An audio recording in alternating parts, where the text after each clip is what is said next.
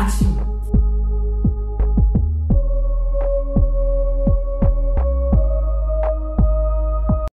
Tous les youtubeurs, en gros, en général, bah, ils commencent par une vidéo 15 faits sur moi ou une vidéo, enfin je sais pas, une vidéo qui parle de vous, voyez, parce que moi j'ai pas trop envie de parler de moi pour l'instant et j'ai beaucoup de stories à vous raconter, donc on se retrouve pour une story time.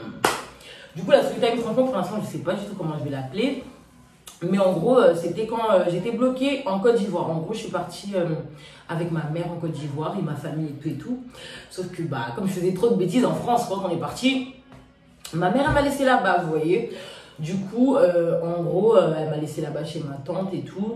Et ma tante et moi, on s'entendait pas du tout. Mais genre, on s'entendait vraiment pas. Genre, on était tout en embrouille et tout. Et au bled, bah, je connaissais personne. Il y avait que ma grand-mère qui était au bled, mais je pouvais pas aller aussi chez ma grand-mère. Parce que quand j'allais chez ma grand-mère me demandait pourquoi j'étais pas chez ma tante. Et ma tante, elle disait à ma grand-mère que bah, c'était moi qui étais passage, alors que pas du tout. C'est juste que je m'entendais pas avec elle. Du coup, je voulais pas rester chez elle. Et du coup, qu'est-ce que j'ai fait moi un matin? Moi, boire une gorgée.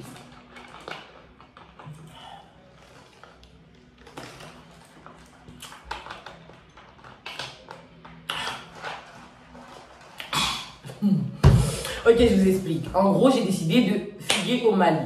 Donc, comment j'ai fait? Donc, le matin, je me suis levée et tout. Et il s'avère que, comme par hasard, ce matin-là, je m'étais encore embrouillée avec ma tante. Je me suis dit, non, là, c'est la goutte d'eau qui déborde. Il y en a 1, 2, 3, 4. Non, là, c'est la goutte d'eau qui fait déborder le vase. Du coup, bah, il faut que je me barre, vous voyez. Mais du coup, je savais pas où aller. Et moi, j'étais bloquée en Côte d'Ivoire. Et le Mali, bah, c'est quand même un autre pays, vous voyez. Et moi, j'ai fuyé pour aller au Mali. Du coup, qu'est-ce que j'ai fait? Bah, je suis partie voir des filles dans laquelle j'ai... Non, des filles qui étaient dans la même école que moi. Parce que j'ai pas beaucoup de copines dans le quartier. Mais il y avait des filles que je connaissais. Du coup, je suis partie voir des filles qui étaient dans la même école que moi et tout. Et heureusement que j'avais un petit peu d'argent. Donc, je suis partie les voir et je leur ai dit, ouais, comment on fait pour aller au Mali et tout. Elles m'ont dit, bah, tu prends le bus, le car, etc. Donc, elles m'ont expliqué tout. Après, elles m'ont demandé, mais tu vas aller au Mali et tout. Je leur ai dit, ouais, et tout. Mais en gros, il faut que personne sache parce que je vais aller au Mali parce que je m'entends pas avec ma tante. Et du coup, bah, si j'ai à ma tante, bah, personne ne va me laisser partir, vous voyez. Du coup, ce que j'ai fait le matin même que je me suis embrouillée avec ma tante, je suis partie à la gare vers 17 h. J'ai payé mon ticket. Ouais, du coup, j'ai attendu à la gare, etc. J'ai pris le car. Déjà, il faut savoir que j'avais pas de téléphone. J'avais pas de téléphone. Et j'étais une petite Française en Côte d'Ivoire, mon frère. En Côte d'Ivoire. Du coup, j'avais pas de téléphone, etc. Du coup, j'ai pris le car et tout. On roule. Eh, on a roulé tellement longtemps. On a fait 2 jours sur la route. 2 jours de car sur la route et tout. Et dans le car, j'étais à côté d'un mec. Mais le mec, il était grave gentil. Et du coup, j'ai eu grave de la chance parce que le mec, il était vraiment grave gentil. Ça veut dire que bah, j'ai fait connaissance avec lui. Et à chaque fois, il faisait quoi? Il me prêtait son téléphone. Du coup, comme il m'avait prêté son téléphone, et j'avais écrit le numéro de ma pote sur un bout de papier. Du coup, il m'avait prêté son téléphone. J'avais écrit le numéro de ma pote sur un bout de papier. Et qu'est-ce que j'ai fait, moi? Bah, dès qu'on arrivait quelque part, je l'appelais. Sauf que le mec, il descendait avant moi. Ça veut dire qu'à un moment donné, vu que moi, j'allais arriver à ma destination, mais il serait déjà descendu avant moi, je sais pas comment j'aurais pu faire pour appeler ma pote, du coup, vu que je parlais avec personne d'autre et j'aimais pas parler avec des gens que je connaissais pas.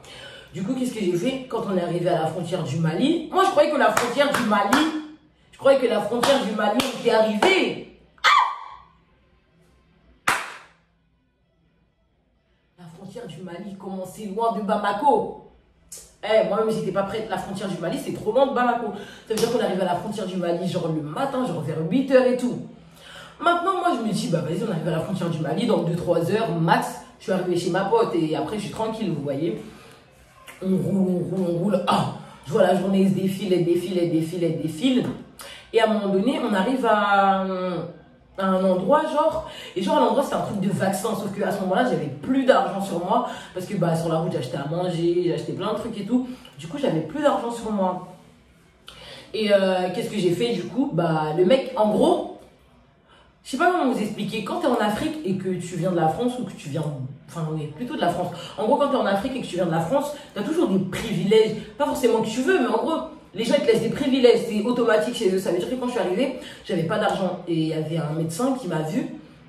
Et en gros, je lui ai dit, frère, j'ai plus d'argent là, je fais comment? Je suis arrivée au Mali, je peux pas rentrer dans mon pays, t'as vu, parce que je peux pas rentrer en gros.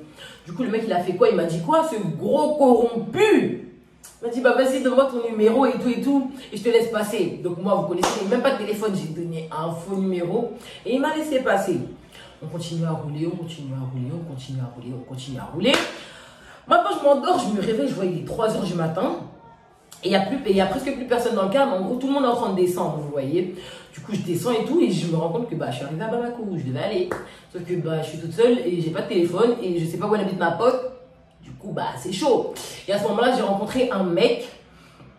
Et en fait, déjà au Mali, il faut savoir que au Mali, c'est pire qu'en Côte d'Ivoire. En Côte d'Ivoire, les gens, ils parlent leur langue, mais au Mali, ils parlent vraiment tous leur langue. Ça veut dire que j'étais, genre, dès que je parlais à quelqu'un, il me répondait pas en français et tout. Donc, moi, je comprends un peu, vous voyez, mais pas trop. Donc, j'ai pris les bases, vous voyez, mais c'était chiant. Du coup, je suis arrivée, j'ai parlé avec un mec.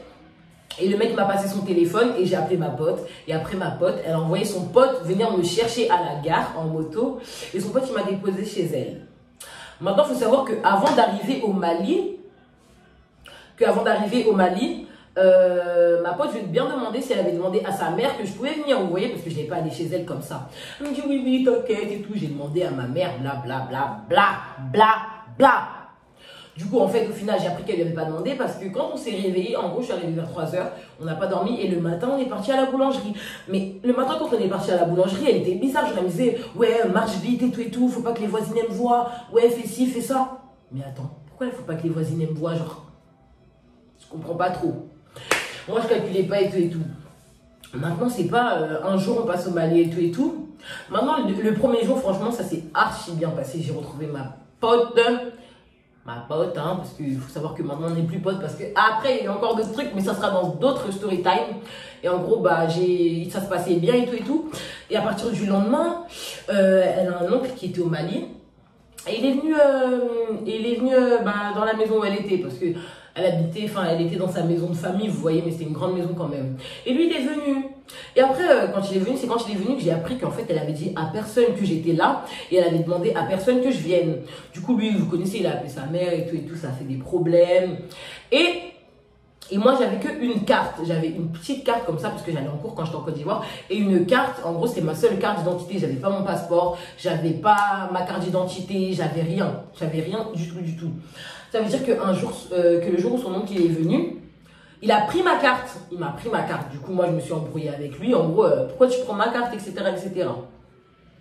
Je me suis embrouillée avec lui, je me suis embrouillée avec lui. Et elle s'est embrouillée avec lui aussi. Et du coup, quand on était en train de s'embrouiller, je lui demandais, mais en gros, pourquoi tu me prends ma carte? Enfin, moi, tu prends ma carte à moi, ça va t'apporter quoi? Et en gros, il m'a dit que, en gros, si je voulais récupérer ma carte, il fallait que je lui donne le passeport de ma pote. Parce que ma pote aussi, elle était bloquée au Mali.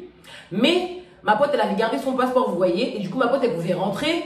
Mais en gros, elle attendait juste le billet, vous voyez. Mais lui, il voulait récupérer son passeport. Et comme il m'a vu qu'il a eu ma carte, ça lui a donné une opportunité de pouvoir... Une opportunité de pouvoir récupérer son passeport. Du coup, bah, on s'est embrouillé avec lui, Et genre, on marche la nuit. Et il était vraiment... on s'est embrouillé avec lui toute la journée. On s'est vraiment embrouillé avec lui toute la journée. Après, on est sorti et tout.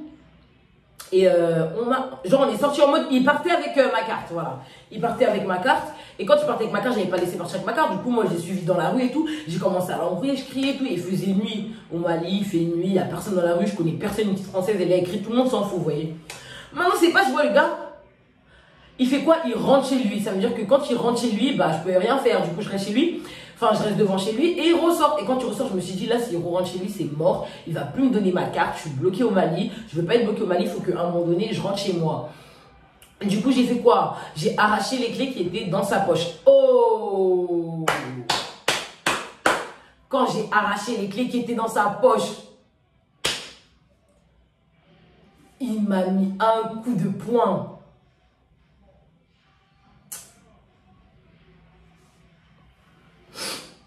J'en ai mal au cœur, je t'en parler parce qu'il m'a vraiment... Et ce jour-là, il m'a tapé, le mec. Il m'a tapé.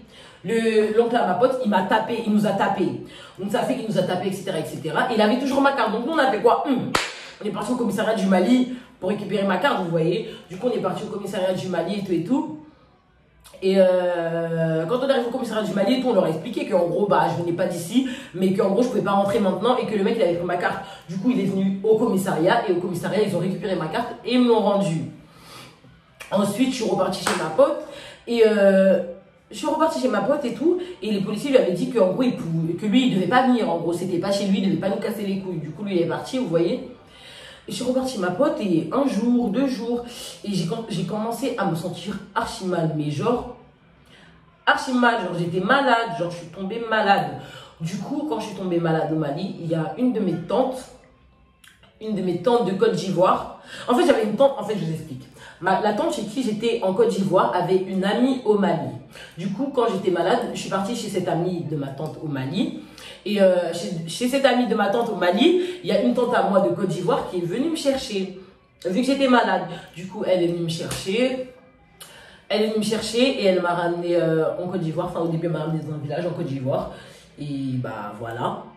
Et après, elle m'a ramenée dans un village en Côte d'Ivoire. Et après ça, bah, ma mère elle a décidé de me faire rentrer en France parce qu'elle disait que c'était trop, c'est trop, on peut pas la laisser là-bas, elle va faire n'importe quoi. Ma mère, elle croyait que j'allais prendre le bateau, elle croyait que j'allais faire des trucs de ouf, vous voyez. Mais, et après ça, bah, je suis rentrée quoi? Je suis rentrée, je crois, 2 semaines après ça. Quand je suis rentrée en Côte d'Ivoire, je suis rentrée 2 semaines après ça. Et quand je suis rentrée 2 semaines après ça, j'ai eu des histoires de ouf. Des histoires de ouf avec bah, la fille chez qui j'étais partie au Mali. Mais du coup, ça, c'est une histoire que je vais vous raconter dans une autre story time. Sinon, ça va prendre trop de temps. Parce qu'en gros, c'est une histoire, c'est des histoires longues. C'est plein d'histoires dans une histoire. Vous voyez ce que je veux dire? C'est comme bah, cette story time sur la Côte d'Ivoire. Là, je vous raconte la fois où je suis partie de la Côte d'Ivoire au Mali. Mais il y a aussi plein de petites histoires qui se sont passées quand j'étais en Côte d'Ivoire parce que j'ai fait un long moment en Côte d'Ivoire. Voilà. En gros, bah, la story que je viens de vous raconter, elle est pas très longue. Elle est pas... je sais pas comment la définir. Il n'y a pas vraiment de morale. Mais... En tout cas, si moi je devrais vous donner un conseil, ne prenez jamais, au grand jamais, un car pour fuir d'un pays à un autre, surtout un pays étranger. Enfin, étranger non, parce que c'est un peu, voilà, mais en gros, d'un pays étranger. Genre, j'étais quand même dans un car, il y avait des militaires qui attendaient dans le car parce qu'il y avait des braqueurs sur la route. Genre, plein de choses en fait qui font que non. Franchement, si un jour, comme moi, vous êtes bloqué dans votre pays, restez dans votre pays. Action!